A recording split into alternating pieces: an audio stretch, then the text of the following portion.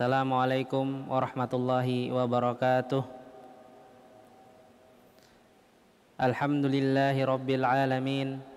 Wassalatu wassalamu alal mab'uthi rahmatan lil alamin wa ala alihi wa ashabihi ajma'in. Amma ba'd. Alhamdulillah, kita senantiasa bersyukur, memuji dan beribadah kepada Allah Azza wa Jalla karena berkat nikmat serta taufiknya pula lah kita dapat dipermudahkan kembali untuk bersama-sama menuntut ilmu agama pada siang hari ini. Salawat serta salam semoga selalu Allah limpah curahkan kepada Nabi kita, Rasul kita Muhammad sallallahu alaihi wasallam beserta para keluarga beliau, para sahabat serta orang-orang yang senantiasa berada di jalan beliau hingga akhir kiamat kelak. Ikhwanil mahbubin, yaghfirallahu dzunubana. Saudaraku-saudaraku yang tercinta karena Allah Azza wa Jalla, semoga Allah senantiasa mengampuni segala dosa-dosa kita. Kembali kita mengkaji, membahas kitab Riyadhis Shalihin yang dikarang oleh Abu Zakaria Yahya bin Syaraf, atau yang nama masyhur beliau adalah Imam Nawawi rahimahullahu taala. Kembali masih di dalam bab yaitu menambah kebaikan di sisa akhir hidup. Anjuran menambah kebaikan di akhir sisa hidup kita. Hadis yang kedua, muallif rahimahullah mengatakan, kita baca dulu hadisnya. An Ibni Abbasin radhiyallahu anhuma qala kana Umar radhiyallahu anhu yudkhiluni ma asyakhi Badrin faka'anna ba'duhum wajada fi nafsihi faqala lima yadkhulu hadha ma'ana walana abna'un mithluhu faqala Umar innahu min haitsu alimtum fada'ani dhata yaumin fa'adkhalani ma'ahum fama ra'aitu annahu da'ani yawma idzin illa liyuriyahum qala ma taquluna fi qaulillahi ta'ala idza jaa nasrullahi wal fath faqala ba'duhum umirna nahmadullah wa nastaghfiruhu idza nasarana wa fataha alaina wa sakata ba'duhum falam yaqul syai'a faqala li akadzalika taqul ya Ibnu Abbas radhiyallahu anhuma faqultu la qala fama taqul qultu huwa ajlu Rasulillah sallallahu alaihi wasallam a'lamahu lahu qala idza jaa nasrullahi wal fath wa dzalika alamatu ajlika fasabbih bihamdi rabbika wastaghfir innahu kana tawwaba faqala Umar radhiyallahu anhu ma a'lamu minha illa ma taqul rawahul Bukhari. Dari sahabat yang mulia Abdullah bin Abbas radhiyallahu anhuma, beliau menceritakan kisahnya dengan sahabat-sahabat yang lain ketika bermusyawarah. Dulu Umar radhiyallahu anhu senantiasa mengikut sertakanku bersama para sahabat-sahabat yang tua yang mereka pernah mengikuti perang Badar. Jadi beliau Abdullah bin Abbas senantiasa dimasukkan oleh Umar apabila dalam bermusyawarah bersama para sahabat-sahabat yang tua. Kemudian kemudian salah satu di antara mereka atau sebagian dari mereka merasakan sesuatu di dalam dirinya, maka kemudian berkata, kenapa ini anak ini dimasukkan ke dalam musyawarah kita, ke dalam kumpulan kita, padahal kita memiliki anak-anak semisal dia, yaitu Abdullah bin Abbas. Kemudian Umar radhiyallahu anhu mengatakan, sesungguhnya dia itu adalah sebagaimana anak yang telah kalian ketahui. Maksudnya beliau radhiyallahu anhu memiliki keilmuan, kedudukan yang mulia, yang tinggi, yang mana ilmunya itu banyak sekali, banyak meriwayatkan hadis. Si Abdullah bin Abbas ini adalah orang yang kalian tahu bagaimana dia. Kemudian sahabat Umar pada suatu hari pernah memanggilku, kata Abdullah bin Abbas, kepada mereka. Kemudian saya tidaklah melihat dari seruan Abdullah bin Abbas, seruan Umar itu, kecuali memanggil saya untuk memperlihatkan kepada sahabat-sahabat yang lain. Maksudnya memperlihatkan keilmuan beliau di hadapan sahabat-sahabat yang tua yang lain yang berumur. Kemudian Umar radhiyallahu anhu mengatakan, bagaimana menurut pendapat pian-pian seberataan, wahai sahabat, tentang firman Allah azza wa jalla yang mengatakan idza jaa nasrullahi wal fath. Di sana para sahabat terbagi menjadi dua golongan. Yang pertama golongan yang menjawab, dan yang kedua adalah golongan yang tidak menjawab, dalam artian berdiam. Kemudian golongan yang menjawab mengatakan ayat itu maksudnya adalah kita diperintahkan oleh Allah azza wa jalla untuk senantiasa memuji Allah, mensucikan Allah, dan meminta ampun kepada Allah tatkala ada sebuah pertolongan dari Allah, ada sebuah kemenangan dari Allah azza wa jalla. Akan tetapi Umar radhiyallahu anhu tidak menginginkan yang demikian. Kemudian Umar radhiyallahu anhu menanyakan lagi kepada sahabat Abdullah bin Abbas ini, bagaimana pendapatmu tentang ayat idza jaa nasrullahi wal fath? Maka Abdullah bin Umar menjawab, saya tidak sepemahaman dengan mereka. Maksud daripada ayat tersebut, kata beliau, adalah itu adalah tanda akan alamat kematiannya Rasul Shallallahu Alaihi Wasallam, bahwasanya Rasul SAW itu dekat sekali kematiannya. Kenapa? Karena Allah telah mengatakan kepadanya, sungguh wahai Muhammad telah datang pertolongan Allah serta kemenangan. Hal ini adalah makna yang tersirat, yang mana orang-orang sahabat yang dulu tidak mengetahui kecuali yang Allah berikan pemahaman yang lebih kepadanya, kecuali kepada sahabat yang memperdalam ilmu, yaitu salah satunya Abdullah bin Abbas. Beliau memahami makna ayat ini adalah bahwasanya ini adalah isyarah, tanda bahwasanya Nabi SAW sebentar lagi akan wafat. Maka terdiamlah para sahabat yang lain. Kemudian Umar radhiyallahu anhu mengatakan, saya pun juga demikian pendapatnya. Jadi makna tersirat daripada ayat idza jaa nasrullahi wal fath bahwasanya menandakan Nabi SAW kematiannya akan dekat di hadapan kalian. Di sini alaqah, kolerasi antara bab dengan hadis ini adalah kalimat atau poin yang menyatakan bahwasanya tanda kematian Nabi Shallallahu Alaihi Wasallam sangatlah dekat. Yang mana Nabi Shallallahu Alaihi Wasallam mengatakan, yang mana Allah Azza wa Jalla memerintahkan beliau untuk memperbanyak bertasbih, memperbanyak bertahmid, memuji Allah, dan memperbanyak istighfar. Jadi di sini adalah ketika Nabi SAW hendak wafat, hendak dekat ajalnya, maka Allah Azza wa Jalla mengisyaratkan untuk memperbanyak amalnya. Inilah yang hubungan kolerasi hadis dengan bab. Kemudian di sini kita bahas ke poin satu-satu. Di sini Abdullah bin Abbas, beliau radhiyallahu anhu, nama beliau Abdullah bin Abbas bin Abdul Muttalib bin Hashim bin Abdul Manaf Al-Qurashi. Beliau adalah sepupunya Nabi Shallallahu Alaihi Wasallam, karena Abbas adalah kakak daripada ayahnya Nabi Muhammad Shallallahu Alaihi Wasallam, dan beliau adalah Al-Qurashi, yaitu keturunan daripada Bani Quraisy. Beliau radhiyallahu anhu dilahirkan pada saat 3 tahun sebelum hijrah Nabi Shallallahu Alaihi Wasallam ke negeri Madinah. Jadi ketika Nabi Shallallahu Alaihi Wasallam wafat, beliau berumurkan 14 atau 15 tahun. Beliau lahir 3 tahun sebelum hijrah Nabi Shallallahu Alaihi Wasallam ke Madinah, dan Nabi di Madinah itu berada sekitar 10 sampai 11 tahun. Kemudian beliau wafat pada tahun 67 Hijriyah di Taif. Pada tahun 67 Hijriyah di Taif. Adapun laqab yang melekat di diri beliau, gelaran beliau atau julukan beliau, beliau diberi julukan oleh para sahabat yaitu Al-Bahru sama Habrul Ummah. Al-Bahru artinya lautan, dan Habrul Ummah artinya ulamanya umat. Kenapa digelari sebagai Al-Bahru? Karena keilmuan beliau yang sangat luas, yang sangat mendalam.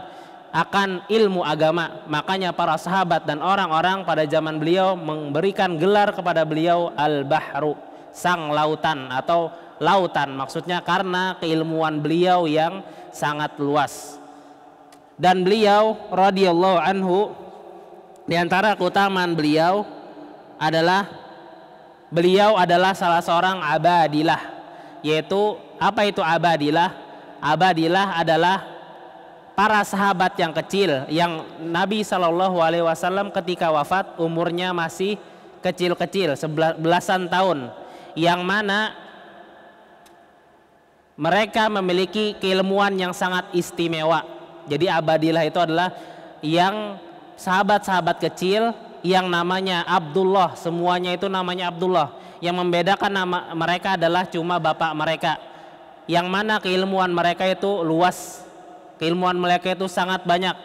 Misalkan siapa itu abadilah? Abdullah bin Abbas, kemudian Abdullah bin Umar, Abdullah bin Amr ibn al-As, kemudian yang terakhir Abdullah bin Jubair. Jadi ada 4 kalangan sahabat yang menonjol, 4 sahabat kecil yang menonjol, yang mana keilmuannya sangat luar biasa. Makanya ada diberi gelar Al-Abadilah, yaitu para abadilah, orang-orang yang bernama Abdullah kecil yang dia memiliki keilmuan yang sangat istimewa. Hal itu didapatkan karena dia sering mulazamah bersama Nabi SAW, mengikuti Nabi SAW, belajar dengan Nabi. Sebagaimana Allah Azza wa Jalla berfirman, walladzina jahadu fina lanahdiyannahum subulana, dan orang-orang yang bersungguh-sungguh telaten dalam jalan kami mencari hidayah, maka Allah Azza wa Jalla akan memberikan kepadanya petunjuk, ilmu. Dia bermujahadah dengan ilmu, bersungguh-sungguh untuk mendapatkan ilmu, maka pasti orang tersebut mendapatkan ilmu tersebut. Sebagaimana yang dilakukan oleh Abdullah bin Abbas. Keilmuan yang banyak dari beliau karena mulazamatuhu lin Nabi, senantiasa mendampingi Nabi SAW, senantiasa ikut majelis Nabi SAW. Sebagaimana juga yang dikatakan oleh Imam Syafi'i rahimahullah ta'ala, lan tanalul ilma illa bisittatin, kalian tidak akan pernah mendapatkan ilmu kecuali dengan 6 perkara.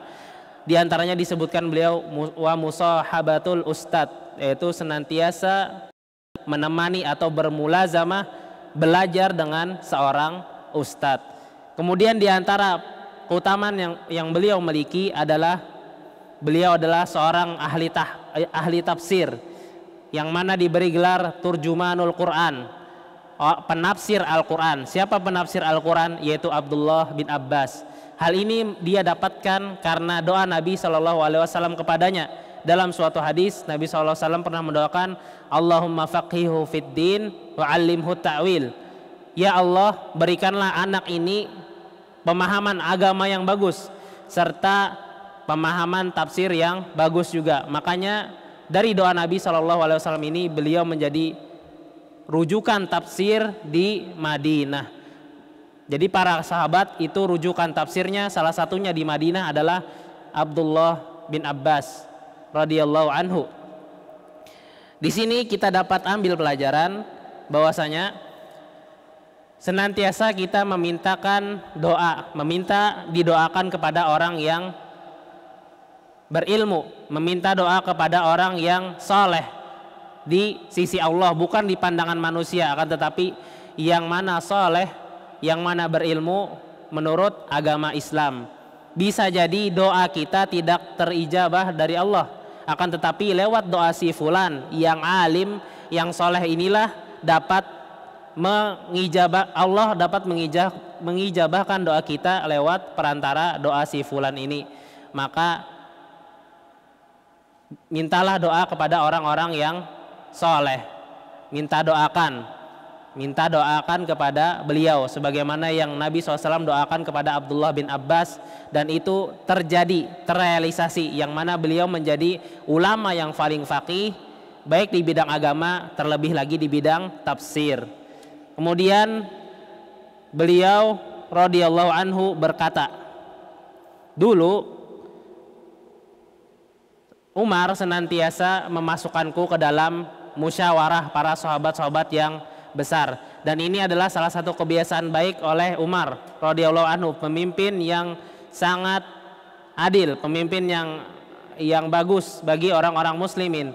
Beliau tidaklah mengikutkan musyawarah kecuali orang-orang yang berkompeten di dalamnya, orang-orang yang ahli di dalamnya.